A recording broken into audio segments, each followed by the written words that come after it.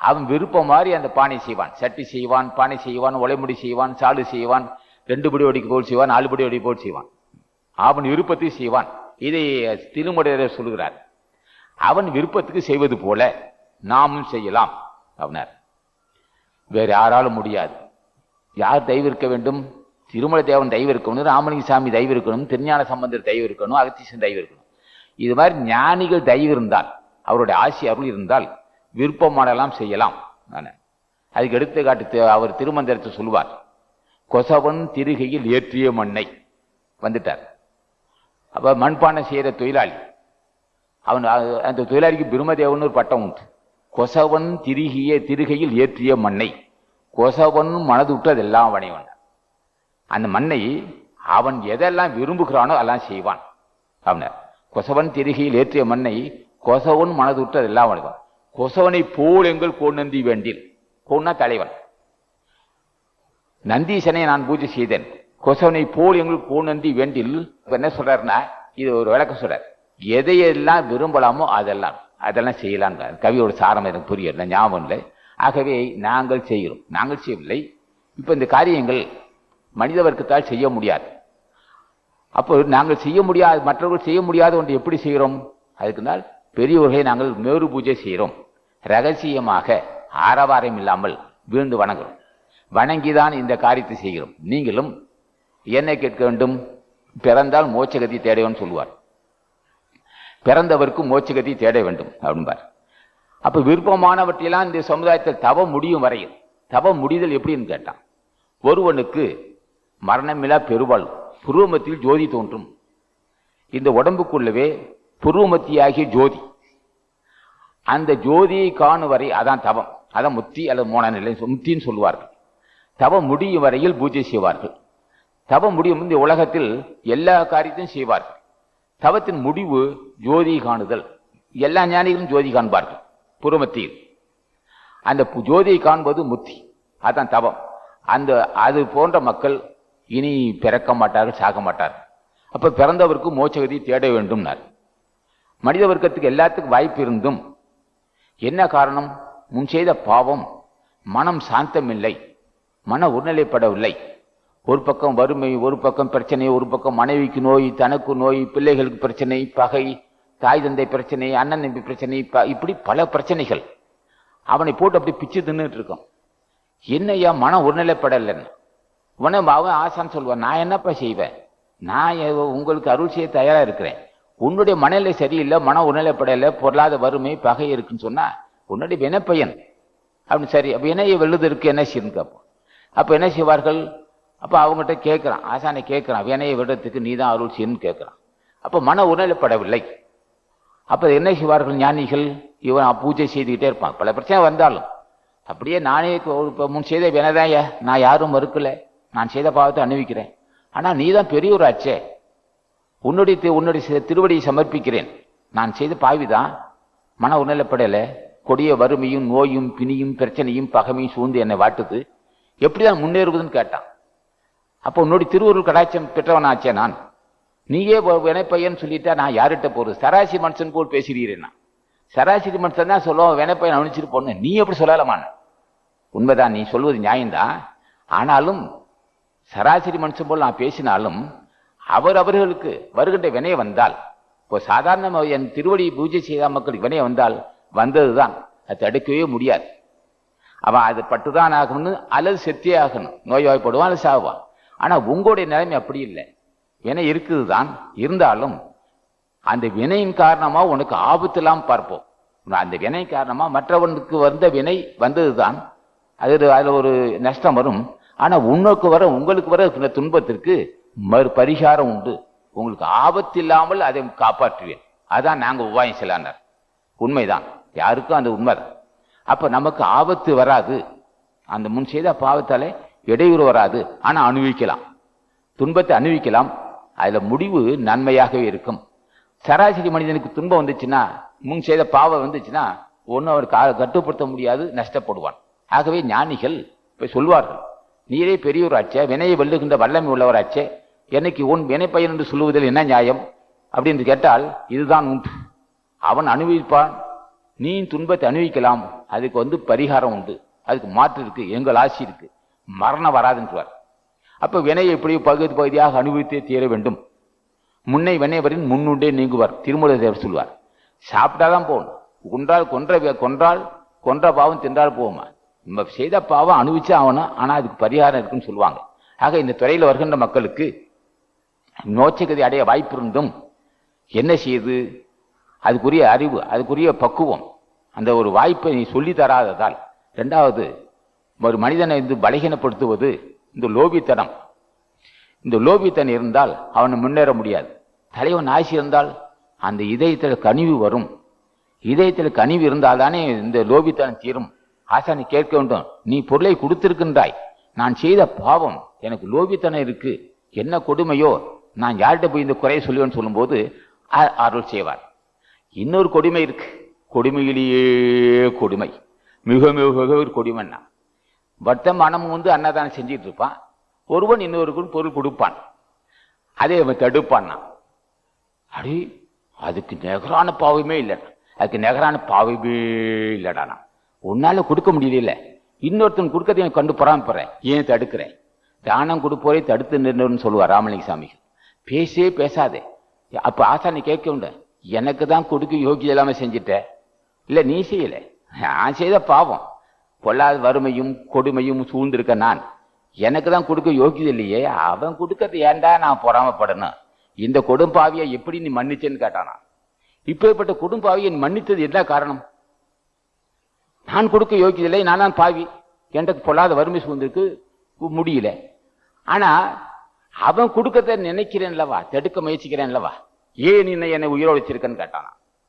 என்னை உயிரோடு பற்றி காரணம் என்ன? இப்பேற்பட்ட கொனைக்கட்டு உள்ளவனை அந்த நீ கொண்டு இருக்கலவான்னு. ஆசான் சிரித்தான், அப்படியெல்லாம் நாங்கள் செய்ய முடியாது, நாங்கள் கொள்வதற்காக இல்லை, இது போன்ற கொனைக்கேடு உனக்கு இருக்கும், ஏன்னால் ஒரு பிடி சோருக்கு ஏன் கூடானா, நீ மலிவாய் உன்னுடைய வர்க்கமே அடியட்டுனா. கொடுப்பது அழுக்கறுப்பான் சுற்றம் சொன்னது யார் தெரியுமா? வினையை வென்ற வித்தகன், கேட்பதெல்லாம் தன்னுடைய வல்லவன், அவன் தான் வள்ளுவன். அவன் சொல்வான், கொடுப்பது அறுக்கழுப்பான் சுற்றம், கொடுப்பதும் உண்பதும் இன்றி கேடுன்னா. மாணி ராமலிங்க சாமிகள் தானம் கொடுப்பதை தடுத்துன்னு சொல்வார். இங்க என்ன சொல்றார்? இது போன்ற கொடுப்பதை தடுப்பவன் கண்டு பொறாமைப்பட்டதானே தடுப்பான். அழுக்காறு என்பது பொறாமை, கொடுப்பது அழுக்கறுப்பான் சுற்றம்னா. ஏனையா நான் குற்றம் செய்தேன், என்னை சுற்றத்தார்கள் ஏன் இந்த தண்டனை தந்தனா, ஏன் அப்படி கொடுமையா பேசிட்டேன்னா? இல்லை இல்லை, நீ இது போன்ற கொடிய பாவி, இது போன்ற பொறாமை உள்ள நீ, உனக்கும் உணவு உடை கிடைக்கக்கூடாது, உனக்கு ஒரு காலத்தில் உன்னுடைய உறவினரோ நண்பர்களோ யாரை இருந்து வேண்டியிருந்து உனக்கு உணவு கூட கொடுப்பானே, அதுக்காக அவனு அழியடானா. ஏன் அவளை கொடுமைன்னா? யார் திருவிழா பூஜை செய்திருக்கிறியா? வள்ளுவ பெருமான் என்னை திருவன் பூஜை செய்தியா? இல்லது கருணை வடிவான ராமலிங்க சாமி பூஜை செய்திருக்கிறியா? இல்ல மாணிக்க வாசனை பூஜை செய்தியா? திருமூல தேவனை பூஜை செய்தியா? இல்ல திருஞான சம்பந்தரை பூஜை செஞ்சா? அவ்வையார் பூஜை செஞ்சா? என்ன பூஜை செய்த? இந்த கொனைக்கேடு உனக்கு பூஜை செய்தால் மாறும், அந்த உணர்வுகள் மாறும்னு சொல்லுவோம். இந்த சாபத்துக்கு நீ உட்படக்கூடாது. அப்ப தலைவன் ஆசி இருந்தால் யாரோ கொடுக்குறான், யாரோ போறோம், உனக்கு ஏன்டா இது, இது ஏன் உனக்கு இந்த புத்தி அப்படின்னு சொல்லும். அப்ப தடுப்பார்கள். அந்த என்ன கேடுகள், கொனைக்கேடுகள் வரும்போது, இது தேவையில்லை உனக்கு, இது அவசியம் இல்லை, நீ ஏன் அவனை தலையிடுற, இந்த அவள் நல்லது இல்லப்பா அப்படின்னு சொல்லணும் அல்லவா? மற்றவன் சொல்லுவானா? பொறாமை என்ற கொடிய நோய், அல்லது அழுக்காறு என்ற கொடிய நோய், இனம் புரியாத நோய், அது எல்லாத்தையும் ஆட்டி படைக்கும், கடைசி வரலும் நரகத்தை தள்ளும். இந்த பொறாமை அல்லது அழுக்கார் பொறாமை. இந்த பொறாமையை வெல்லுவதற்கு என்ன உபாயம் கேட்டான்? ஒன்று அன்னதானம், அது பொறாமையற்றவன், வஞ்சனையற்றவன், கொடுமையற்றவன், கருணையே வடிவானவனுடைய திருவடியை பூஜை செய்யாமல் நிச்சயமாக கொனைக்கேடு மாறாது என்றும். சரி, அப்ப பிறந்தவருக்கு மோட்சகதி தேடுவதற்கு என்ன தடையா இருக்குன்னா, இது மாதிரி பொறாமை, ஆசை, வன் சொற்கள், கொடுமை, பேராசை, இது போன்ற கொடிய நோய்களிலிருந்து விடுபட வேண்டும். இது யாரையே செய்ய முடியும்? என்ன யார்கிட்ட கடைசரக்கா வாங்கறதுக்கு இல்லை. பொறாமையற்றவன், வஞ்சனையற்றவன், பேராசையற்றவன், சினமற்றவன், வன் சொற்கள் அற்றவன், பெரியோர்கள் அவங்க திருவடியை பூஜை செய்தால் உங்களுக்கு நமக்கு இந்த பிறந்தவருக்கு மோட்சத்தை தேடலாம். தடையா இருக்கக்கூடிய இந்த கொனைக்கேடுகளை தலைவன் குணமே நிர்மலமானவன், நிர்குணமானவன், கொனைக்கேடற்ற அவன் நிற்குணமானவனை நீ தினம் பூஜை செய்தால் அவன் உணர்த்துவான். அவன் என்ன செய்வான்? தினம் பூஜை செய்ய அன்னதானம் செய்ய செல்வம் பெருகும், மேலும் மேலும் செல்வம் பெருகும். கேட்க வேண்டும், செல்வத்தை கொடுத்தியே, சுத்தம் மடையன்ட்டு என்கிட்ட செல்வத்தை கொடுக்க எனக்கு யோக்கியது இருக்கா? அந்த தகுதி எனக்கு வந்துடுச்சு, செல்வத்தை தள்ளி கொடுத்துருக்க. கொடுக்கக்கூடிய மனம் இல்லடா பாவி, கொடுக்கக்கூடிய மனமே எனக்கு இல்லடா பாவி. ஏன் என்ன இப்படி கொடுமைப்படுத்தினான்? ஏன்டா என்ன அடிக்கடி பாவி பாவிங்கிற? நீ பாவிடா, கேள்றா என்னை. ஏன் என்னை பாவிங்கிற? அட பாவி, என்னைக்கே இந்த கொடுக்கக்கூடிய மனசை தராம விட்டடா பாவினா. நான் பாவி இல்ல மகனே, நீ பாவி. நீ உணர்கிறதா இல்லவா? இதுவே புண்ணியனா. உனக்கு கொடுக்கக்கூடிய மனம் வல்லே என்று வரவில்லை, அந்த லோபித்தம் இருக்கே அந்த பாவியிடம் என்று எண்ணுகிட்டாய, அது நான் கொடுத்த பிச்சரானா என்று இல்லவா? இது போன்ற கொடுக்க கூடாத லோபித்தனம் இருக்குதே, இருந்து எப்படி விடுபடுவேன் என்று கேட்கின்றாயல்ல, அது நான் கொடுத்த பிச்சடானா. அப்ப ஆசானி கேட்க வேண்டும், லோபித்தனம் இல்லாத இருக்க வேண்டும், செல்வம் பெருக வேண்டும். இந்த செல்வத்தை கொண்டு எனக்கு கொடுத்த உன் திருவருள் கடாட்சத்தால், முன் செய்த நல்வினையால் நீ கொடுத்த செல்வத்தை ஏழை எளிய மக்களுக்கு கொடுத்து அது மூலமா புண்ணியத்தை பெற்று பிறந்தவருக்கு மோட்சகதி தேட வேண்டும், பின்களையும் முன்களையும் சேர வேண்டாம். அப்ப பிறந்தவர் மோட்சகதி தேட வேண்டும். சரி, மோட்சம் என்பது முக்தி அல்லது வீடு பேரு.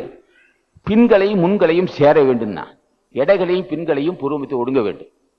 இதுக்கு யாரு அருள் செய்வார்கள்? ஞானிகள் அருள் செய்வார்கள். புண்ணியவானோடு இருக்க வேண்டும். அகத்திய சன்மார்க்க சங்கத்தை சார்ந்திருந்தாலே போதுமே, நீ புண்ணியம் செய்ய வேண்டியது. புண்ணியம் செய்ய வேண்டியதான். அகத்தியர் சன்மார்க்க சங்கத்தை சார்ந்து தொண்டு செய்தாலே அவன் புண்ணியவன் ஆவான். முன் செய்த வினை என்ன செய்யும்? தொண்டு செய்ய தடைபடும். இன்னும் சில கொனைக்கேடு இருக்கத்தான் செய்யும். தொண்டு செய்தாலே போதிய அகத்திய சன்மார்க்கத்தை சார்ந்து தொண்டு செஞ்சாலே ஞானியாகலாம். அவ்வளவு புனிதமான இடம். இங்கே பல ஜென்மத்தில் புண்ணிய செய்த மக்கள் வந்து சேர்ந்து இருக்கிறார்கள். ஆகவே பிறந்தவருக்கு மோட்சத்தை தேடுவதற்கு பின்களையும் முன்களையும் சூரியகளையும் சந்திரகளையும் ஒன்றுபட வேண்டும். இது ஞானிகள் கருத்து. மறந்தவர்க்கு முரளி வந்தால் வருவார் என்றார்.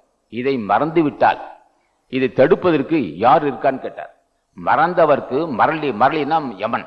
மறந்தவர்க்கு மரளி வந்தால் வலுவார் உண்டு, வரும் முன்னே வலுகட்டி கொள்ள வேண்டும்.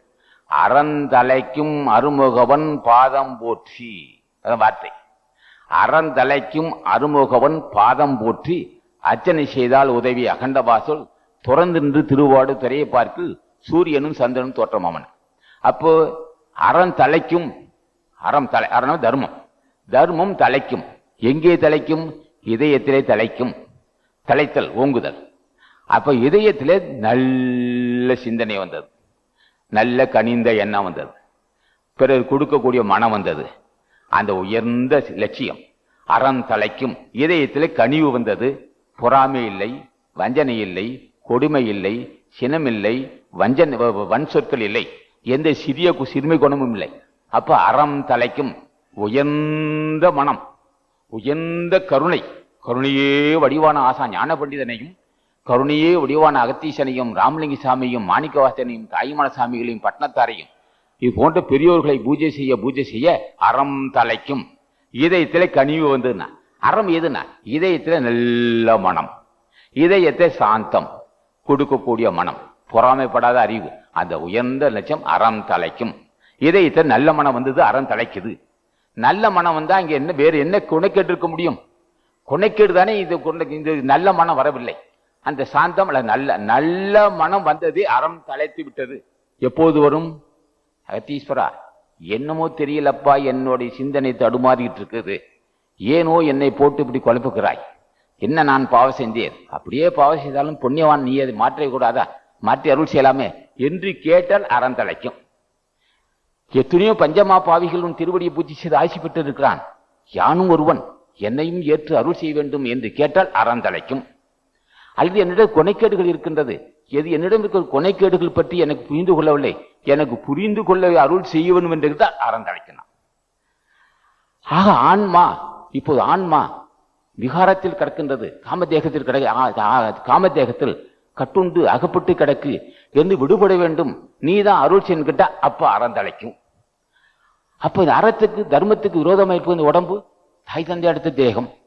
இந்த தேகத்தினால்தானே வினை சூழ்ந்தது, அறியாமை இருக்கு. இந்த தேகம் ஆரம்பத்தில் ஆன்மா எப்படி இருந்தது? மாசற்று கிடந்தது. ஆன்மா பரபிரம்மத்தில் ஒடுங்கி இருந்தது. பிறகு அது என்ன அசைவற்ற ஒன்றில் இருந்தது. ஆன்மா அசைவற்ற ஒன்றில் பிரம்மமாக இருந்தது. பிறகு அந்த ஆன்மா என்னாச்சு, பெண்ணும் ஆணுமாக, பெண்ணும் ஆணுள் சார்ந்தது. சார்ந்து ஆணும் பெண்ணும் கூட்டுறவால் இந்த தேகம் வந்தது. இந்த தேகம் வந்தது நோக்கமே களிம்பு, அசுத்தம். அசுத்தம் சேர்ந்தாவிட்டால் இந்த தேகம் வர முடியாது. அப்ப வந்தது அந்த தேகத்தின் காரணமாக கொனைக்கேடு வந்திருக்கு.